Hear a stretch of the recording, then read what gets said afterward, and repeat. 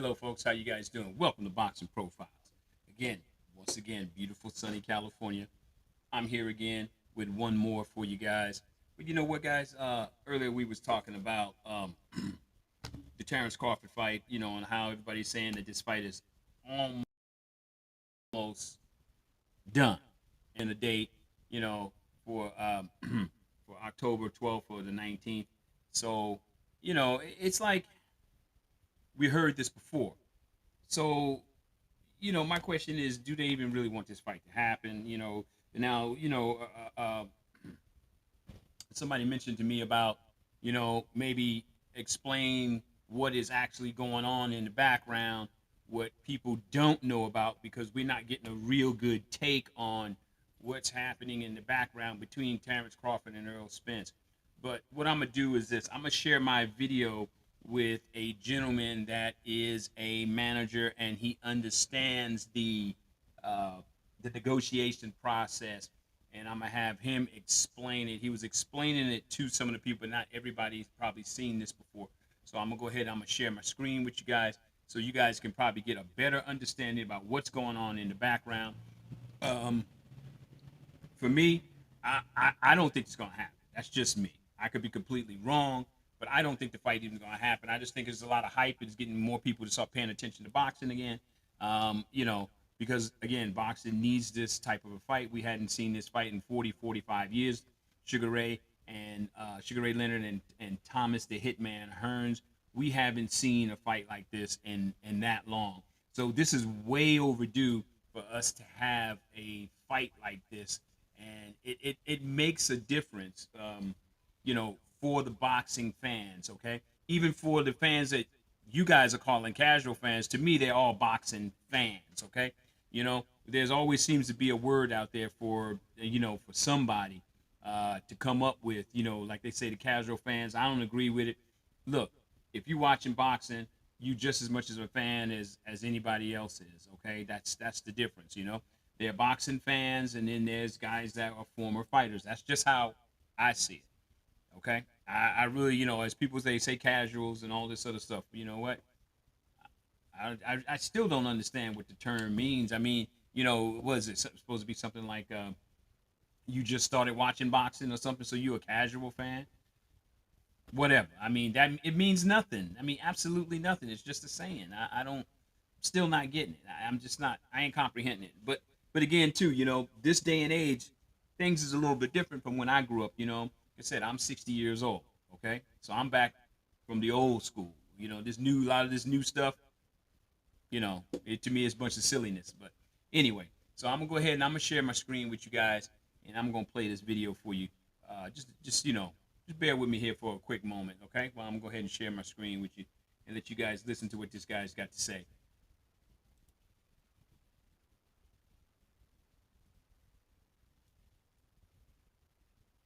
You might have seen videos like this before, but here's the big secret. Anyone can make one of these videos in a few minutes. You might think you need a professional animator or to learn some.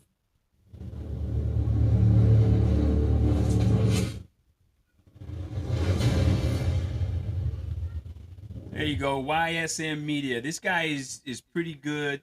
So he's got a lot of things to say here. Explain A side, B side, because you often hear fans, talk about, oh, he's the A side, he's the B side, or whatnot. What does it all entail?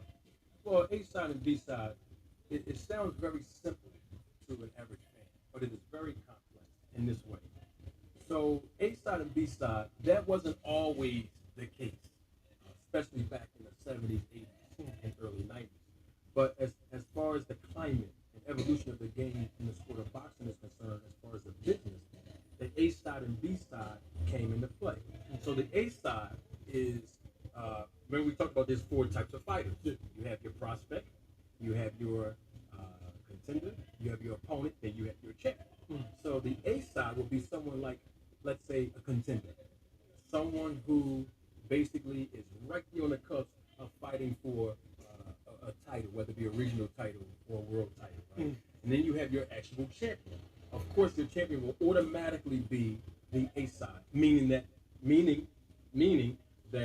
his money or hers money will obviously be the lion's share that he would receive or she would receive, that fighter would receive. And then the B side will basically receive less, depending, watch this is how complex it gets, depending on whether or not the B side is an actual opponent. I don't want to give all the secrets to the game, but you know, this is what we're talking about. We're trying to educate the people. Yeah. So let's use that as an example. My fighter is the A side. Let's say he's 8-0, 4 knockouts. And we have an opponent. He's 4 wins, 12 losses. Just because my fighter is the A side does not necessarily mean that he's going to get paid more than the opponent. You see? But he is the B side. That opponent will be the B side, not just because of the lion's share of the revenue being split, but also because of the fan base. That is totally important. So if someone's a B side fighter fighting an A side fighter, but the B side fighter sell more tickets, because that's what this business is about. And I think I even heard, you know, Coach Hackett talk about that. If the B side sell more tickets, obviously he's gonna get paid a percentage. He might get paid more than the A side because this is a prospect. You know, the manager and the promoter got to put a lot of money and invest a lot of money into building up this fighter. So the question is, how much money is the manager and promoter willing to lose to be able to build this A side up, even though the B side might get paid more than the A side? So it's all about marketability and who sell tickets. That's what it basically boils down to. For an A-level prospect, how much would you be in a hole before you reach his contender status, building him up? Oh my goodness! Let me tell you, man. You as a manager, there are a lot of losses. Generally speaking, there are a lot of losses. And when I say losses, I mean in the sense of the expenses that a manager will incur to be able to invest in a fighter. From the time, maybe let's say he comes out of the amateur boxing program and he goes pro, and that's his first fight. You know, we're talking almost 15, 16, 17 professional fights. And then you got the landscape of boxing changing from back in the 70s to now, where the manager is, if that fight even has a manager, that's a whole different story if he doesn't, or if he doesn't. But let's just say if that fighter does have representation through management, you would have to invest a whole lot of money, because there's a lot of expenses to incur when you're investing into a fighter. The numbers can change, and it all depends on how marketable that fighter is. You know, one of the things that I like to do, especially as a manager, sometimes it works, sometimes it doesn't, is that let's say a prospect does need extra, you know, fiduciary to be able to sustain his lifestyle, pay his bills or whatever like that. Some people do still have day jobs. A lot of people don't realize that. A lot of fighters still, you know, work a 9 to 5 while they're still competing professionally. But let's just hypothetically say you do have that situation with a prospect. Even though the manager is investing a lot of money, what about getting some kind of sponsorship in between fights for these up-and-coming fighters? That's one of the things I'll be working on, you know what I mean, to get the fighters that I represent. You know what I mean? Sometimes it works, sometimes it don't. And the reason why it don't most of the time is the people that I'm asking, the businesses or organizations that I'm asking, they want to see a little bit more of marketability to make sure that they get what their dollar is worth. You know what I mean? So if this person is a really talented fighter that I'm building up, that I'm investing in, and he doesn't have maybe a huge following, I'm not talking about huge like Ryan Garcia, but a marketable enough social media presence, then an organization would say, well, I don't see how I'm justified giving this fighter $3,000 to $5,000 or $10,000 or whatever the case might be to market my product when they're not even marketing themselves properly. So, you know, those are some of the, you know, things that we do come through as an impasse when we're trying to, you know, negotiate deals with fighters, getting some kind of sponsorship. You know what I mean? All right, I'm going to ask you this first question, then we're going to tail off into, obviously, Spencer Crawford. All right, right? Yes, sir. What determines the A side? Accolades or drawing power, whether it's TV or geek? What determines who's the A side? Accolades, being a multi-division champion, maybe being undisputed? Yes. Or, you know, pay-per-view revenue? Geek. Very simple. Let's just make this very simple. Marketability, as we talked about earlier. If this fighter has the drawing power, who cares about the accolades? I mean, look. Wow. Let's use Adrian Broner again as an example. Adrian Broner may not get the accolades like somebody like a Boots Ennis, somebody like a Bud Crawford, somebody like a Errol Spence. He might not get the accolades, but because he has the drawing power, you're gonna go pay to see him, win or lose or draw, because he has the drawing power. So most of the time, because of his name, he's gonna be the A side. So it's all about drawing power. That's basically all it's about. Marketability. There we go. Been saying it all along.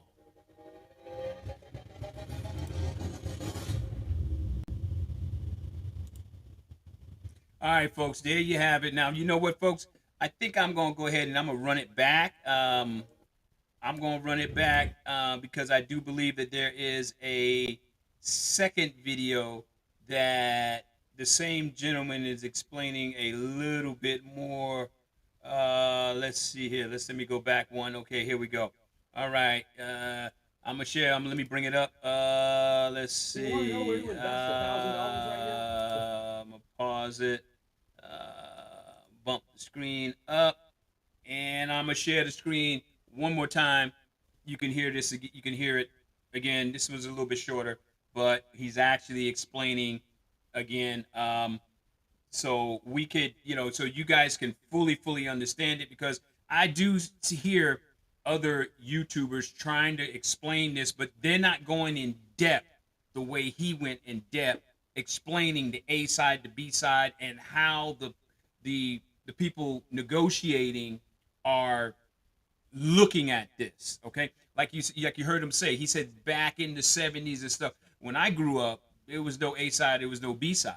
In fact, all fighters then were all marketable because they all fought on television. They came out of the amateurs, they fought on television, and the marketability was there for all the fighters. The Sugar Ray Leonard, the Tommy Hearns, the Roberto Durans.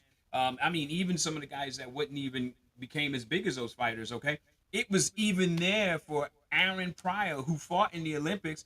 I'm sorry, he didn't fight in the Olympics. Who used to be in the Olympics. He didn't actually fight on the Olympic team. And Aaron Pryor, he took the long route. He started from the very bottom. Not like Sugar Ray Leonard. Sugar Ray Leonard, he went right from the gold medal to his first fight, making about $40,000. Whereas Aaron Pryor, I believe he made about $500, maybe less, something like that. And get this, those two used to compete in the Olympics, and Aaron Pryor would beat Sugar Ray Leonard and Tommy Hearns all the time. But the difference was where they started at. Aaron Pryor here, Sugar Ray Leonard here, because Sugar Ray won the gold medal, which he was marketable, okay? Whereas Aaron Pryor had to work all the way up, and Aaron Pryor worked all the way up to a world title, okay? So it's not like it can't be done. It's just two different roads that you could take. And here we have the same thing going on with these guys. So here we go. I'm gonna go ahead and I'm gonna play this. Got to go through this little commercial here real quick. Got like 3 seconds. So here we go. Here it is. I'm gonna go ahead and share the screen again. Let's see. Earl Spence, Terence Crawford, negotiations. Here we go. According to Showtime exec Steven Espinosa, they've hit an impasse. Mm-hmm. You're not in negotiations, but you know the business of boxing. Absolutely. What's your thoughts on it? Well, I'm gonna tell you like this. I'm not obviously in those negotiations, but I will say with my experience in this game of boxing and behind the scenes, and even as a professional manager, when I see how Errol Spence is responding to social media with regards to his comments on social media, he's still training and working in the gym. He's not making a whole bunch of comments on the negotiations. His trainer, Derek James, is even talking about how they're not trying to be distracted by it. They still in the gym working. When I see and hear that, and then I look at Crawford, and when I see him not training as much as Spence, but when I hear him say, I want to fight, but we at an impasse, we have an issue. And I don't think the issue is Errol Spence. Now, I could be wrong, but I don't think the impasse is Errol Spence, because Errol Spence said it right in his post-fight interview, right in the ring. He said, I want Terence Crawford next. Is no different than watch the pattern of PBC, how they promote their fighters. When Danny Garcia was scheduled to fight Spence before that, Danny Garcia jumped in the ring, and what did he say? I'm going to fight you next. And they fought next. When Sean Porter fought Danny Garcia, Errol Spence jumped in the ring, and what did he say? I want to fight you next, Porter, because you won. And what happened? They fought next. So if Spence is in the ring, and his post-fight interview saying, I want to take all belts, and I'm fighting Crawford next, and then we're at an impasse, that's one of the telltale signs that you know it ain't Errol Spence and his team. You know what I mean? Because check this out. I met Terence Bud Crawford, and in December of 2020. We were both sitting ringside, front row at the Danny Garcia and Errol Spence fight. I met Terence Crawford. I walked up to him. I was just busting up talking to him as a fan initially, and then I got my manager's hat on. And this is what I said then. I asked him. I said, Bud. I said, I know why you're here. What you here for, Bud? I was joking. I said, what you here for, Bud? He said, you know why I'm here. And basically, what we agreed to was he was there because he wanted to see if Errol Spence won, he would be in line to fight Errol Spence. And what I told Bud, I looked him dead in the eye, and I said, if you want that fight to happen quickly, you're going to have to either leave Bob Arum or you have to do some kind of deal through Bob Arum to go over to PBC and make it happen. And the reason why I said that is because it's no different than Manny Pacquiao. Manny Pacquiao, they were talking about him fighting, Mayweather, right? 5 years it took, obviously, but they got it in. They got the fight. But guess what happened with Pacquiao that he fought Mayweather? He went over to PBC and he signed that 2 or 3 fight deal. This is business. And so if Terence Bud Crawford wants to fight with Spence, he know what he's going to have to do. Now, I have a question to the fans right now. Everybody kept saying, even Bud was saying this, that it was Bob Arum in Top Rank, right, holding up the fight. Now Bob Arum is not in the negotiations; he's not even involved in it. So now, who is it now that's causing the impasse if Bob Arum, wasn't around in the negotiations now? So obviously, it's clear that it wasn't Bob Arum and them then. I'm just. Is this a sign? Not saying it's Bud or Spence, but is this a sign that it's normally money and maybe somebody having higher expectations than reality? Absolutely. That's usually how it goes. A fighter might feel like they're entitled to make a certain amount of money. But let me tell you how managers, promoters, whether it be TV networks, and I'm including them as promoters as well, and they know why. But my point is, they look at the numbers. Jay-Z said this line. He said, men lie, women lie, numbers don't. If you look at the numbers, and this is not just hearsay, this is all factual because I've done my research. If you look at the numbers, Bud Crawford has not ever made not even 300 plus thousand pay-per-view buys with Porter, his last fight, with Amir Khan, and even with Kell Brook. So if you're not even scratching the surface of 300,000 pay-per-view buys, or you're not a big ticket seller, how can we pay you 15 to 20 million when you fought Khan, your top dollar was only 5 million, but that was years ago.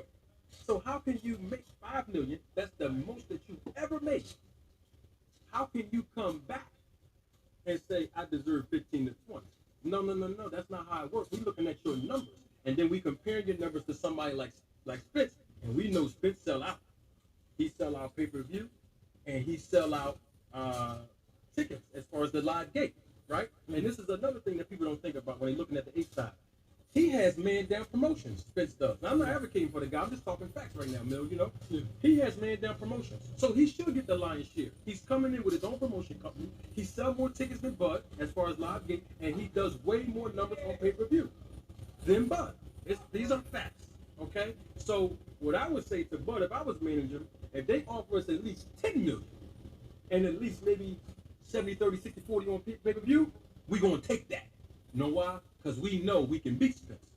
But if there's some kind of doubt, or if you want to use it as a retirement check, now I see where the impasse is really coming in at. This is my personal opinion and observation, that's all. Okay. More than thank you. I appreciate it. I get animated sometimes, Mill, you know what I mean? No, that was good, man. I appreciate you, bro. I appreciate you.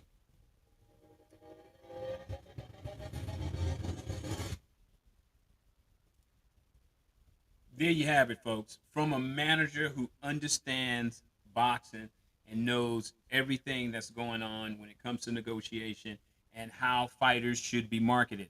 I've been saying it for the longest time. Fighters need to be marketed. If the fighter's not marketed, it's your name. People are not going to know who you are. If they don't know who you are, that has something to do with how much money you make. It's very, very important for fighters to be marketed, okay? That's why podcasts are here. Podcasts can help market the fighter. But we need the boxing fans to also to like, subscribe, and hate to these channels that are out here. If the podcaster knows and understands about marketing. Okay, the fighters need to be on television where people can see them. That's the only way your name is going to get out there. You need to be on the podcast, but at the same time, you also got to be in the gym working, because you cannot decline. If you decline, the money declines. Okay, it's just that simple. Okay, so again, so when it comes to talking about this Earl Spence fight, me personally, at first I thought the fight was going to happen and all this other things. I really did, but it's not. And boxing is more than just Spence and Crawford.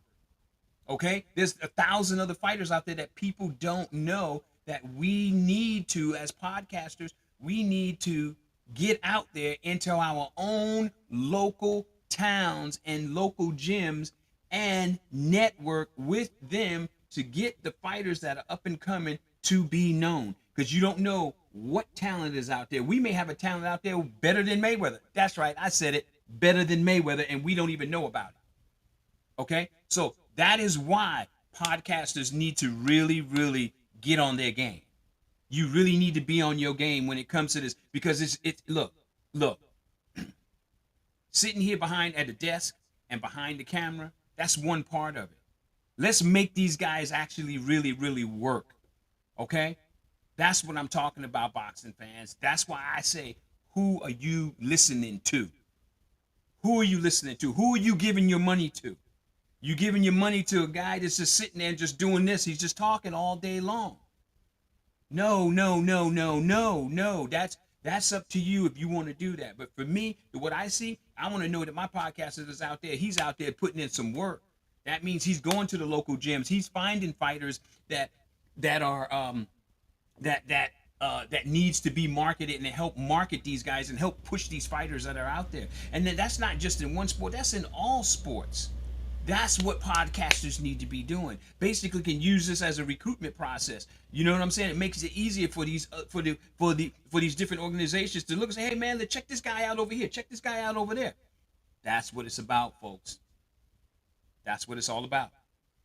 So it's about trying to bring everybody together to network. But what I've been seeing also with podcasters is podcasters are going to war with each other. This one don't like that one. That one don't like this one. This one is saying, "Oh man, don't use my videos," and this and that. What are you talking about, dude? Really? Come on, man. Wake up. Look, if you say something that's out there, dude, and only thing the guy is doing by using your video, he's monetizing you. I don't understand that, bro. I heard a guy say, "Man, don't use my videos," to doing that. Well, he's monetizing you. Remember, YouTube is paying you peanuts. Okay? YouTube is paying the peanuts, bro. That's what they're doing. They're paying peanuts to people. Some people are not even getting paid for this stuff. Okay? That's why they be asking for donations from the fans and things like that. You know what I'm saying? So, look, let's be real. Let's be real. Okay?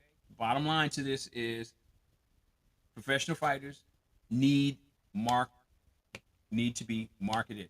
And in order for them to make as much money as possible, they have to have marketability, along with the skills and everything else. And also, being able to talk behind the camera is something that's huge too. Some fighters out there can't even talk behind the camera. You know what I'm saying? So there's some things that has to change. In when it comes to this boxing game. Okay.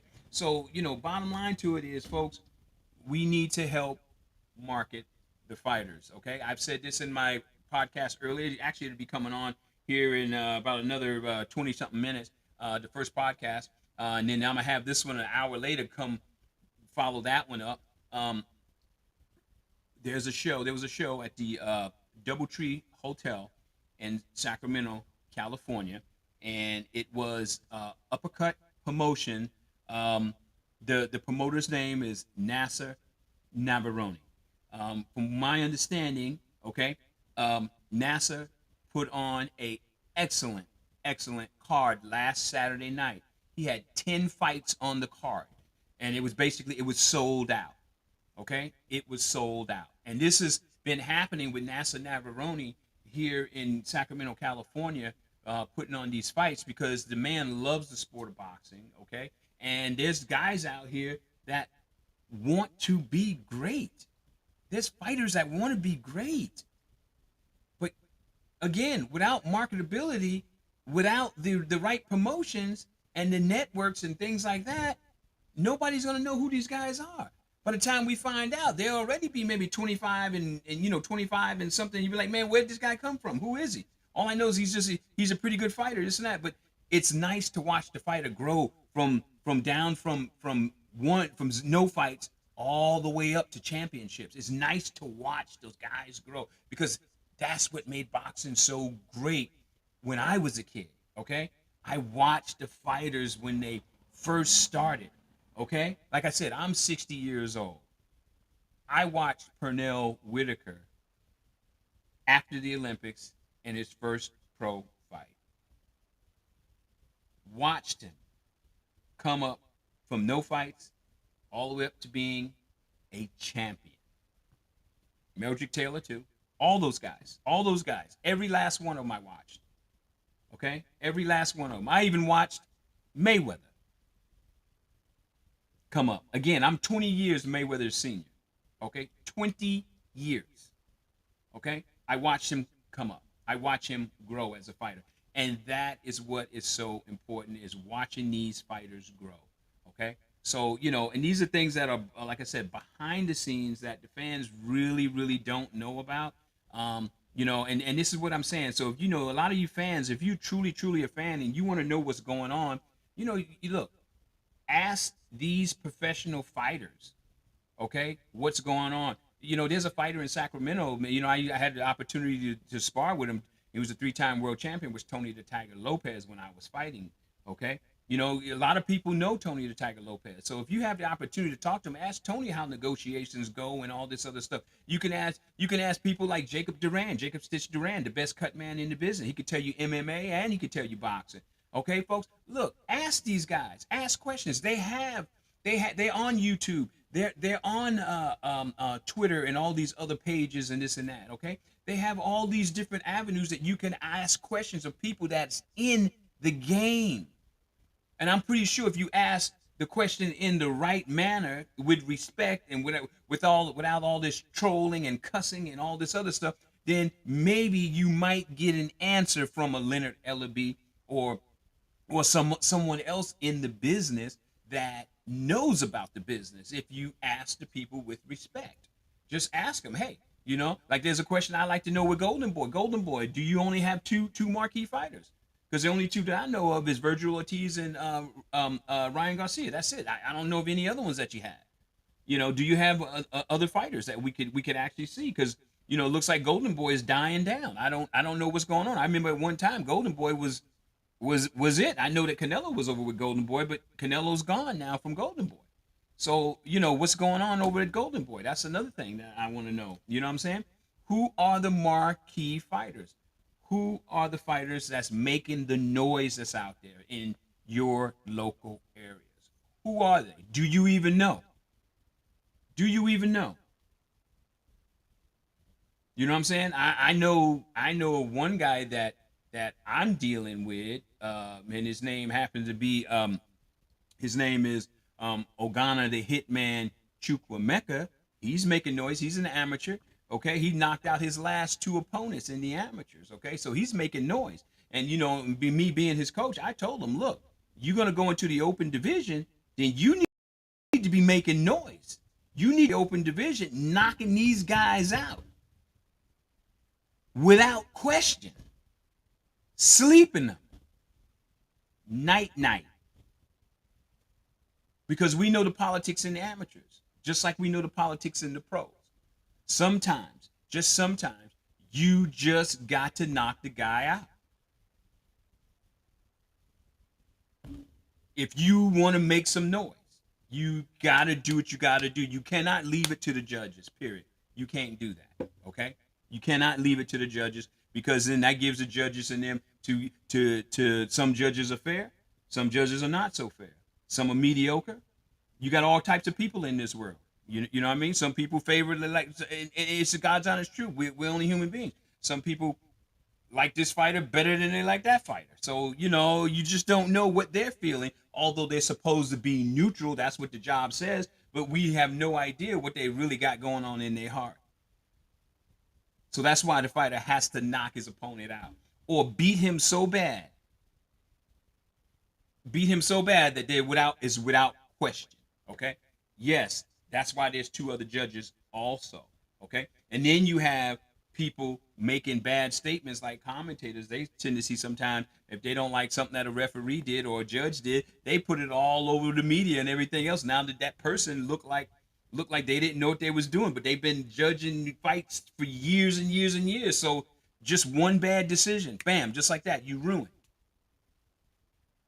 I mean, I mean, that's the game. That is the game. That's how it goes on. So that's why you have to tell your fighter, okay, look, you got to knock these guys out. Period. That's it. So getting back to saying what I was saying a little bit earlier, who are your local fighters? Who are the up and coming fighters that nobody know of? I mean, again, boxing is more than just Spence and Crawford. Okay, it's a lot more to it. Okay, me personally, I'll be honest with you. Okay, I saw a show just last week. I wasn't impressed with the show. Okay, and I would much rather go and watch a local match than to watch a match that I paid for, and it really wasn't that great. Where I could go to a local match and I know them dudes are gonna fight their hearts out because they're trying to make a name for themselves. Okay, that's what's up. That is what's up. Okay, the guys that are actually trying to make a name for themselves and they are hungry. And when I mean hungry, I mean hungry.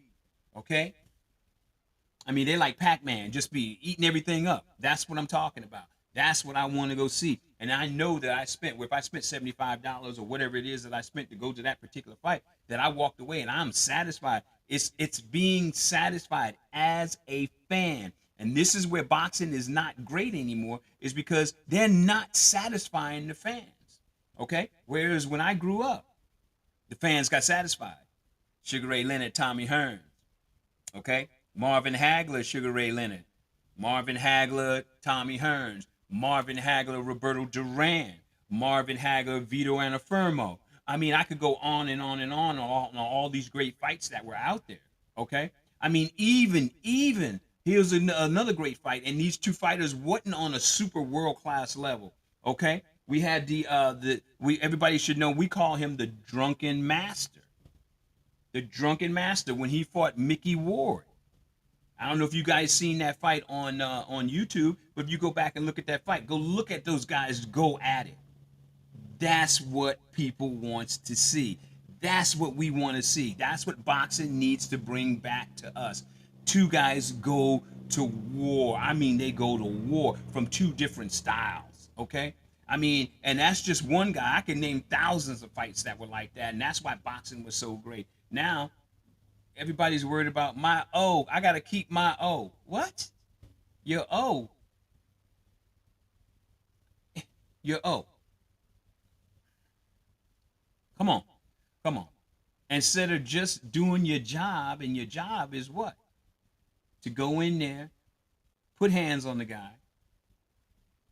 If you can sleep him, sleep him. If you can't, then you got to put in the work. Well, these guys now, nobody wants to put in the work. Everybody's fighting. Most of these guys are fighting guys that they know that they can beat. They know that they're gonna win the fight. They don't know when they're gonna win the fight, but they know that they're gonna win the fight because they match them up. That's how they do it now. Everybody's matching up this guy. Oh yeah, he'll definitely beat that guy. Oh yeah, he'll beat that guy over here. Come on now, put him in there where it's not so easy for the guys. Okay, put him in there like that. That's what makes the difference between the old school and this new generation. But both generations have to learn from each other. Okay, that's what these generations have to do. The old generation needs to talk to the new generation. Look, a fight with Gervonta Davis and Ryan Garcia would be excellent because we know somebody's going to lose that fight. We know that, and that is a huge fight. That is a huge fight. Okay, the fight between Lomachenko and Devin Haney is another huge fight. Okay, let me tell you guys something. You know what? I mean, look, hey, Tank went to 140 pounds. Let me tell you something. I like to see Tank and Terence Crawford get it on. Yeah, Terence Crawford's 147 pounds. Hey, meet at a catch weight. I like to see Tank and Crawford get it on. Okay? That's what I like to see. Yeah, Yeah. Now you got a knockout artist going up against another guy, right? And Tank has got skills. Okay. Tank has got a lot of skills, and he punched hard. And he already shown that he can knock the bigger man out. He's already shown you that. So yeah, I love to see Tank and Crawford get it on. That's a huge, huge fight. Okay. I like to see Spence and Canelo get it on. Another huge, huge fight. But the question is, are the promoters gonna give it to us? That's the question. That's the question. I mean, I could go on. I like to see, believe it or not, I would like to see Danny Garcia and Spence go at it again at 154. Because Danny was saying, yeah, he liked to fight a couple other people, Well, okay, let's see. Maybe Danny's changed. Then again, maybe he didn't. We don't know until the two fighters actually get in the ring. Okay? I like to see Danny Garcia and Keith Thurman go at it again too. Okay? I like to see Keith Thurman and Crawford bang. You know what I'm saying? I mean, hey, look, the sky is the limit. Devin Haney, he's still a young man. Okay? He's in 130, 135 pounds. I like to see Teofimo step up. Maybe Teofimo could gain some weight at a catch weight fight Terence Crawford also. I mean, there's a lot of things that can happen in boxing if the promoters give it to us. Okay? It's not out of reach, is what I'm saying. Okay? It's not out of reach. Just because they're in different weight classes don't mean that they can't move up or meet at a catch weight and get it on for the fans, because it will make boxing great again. But are promoters thinking this way? Are promoters afraid to lose their money? We don't know. I know the PBC can give us a whole bunch because they actually, most of the big name fighters is in the PBC anyway. You know what I'm saying? The fight that I like to see. I want to see Jerron Ennis fight Keith Thurman. Okay, I want to see Virgil Ortiz fight a Keith Thurman.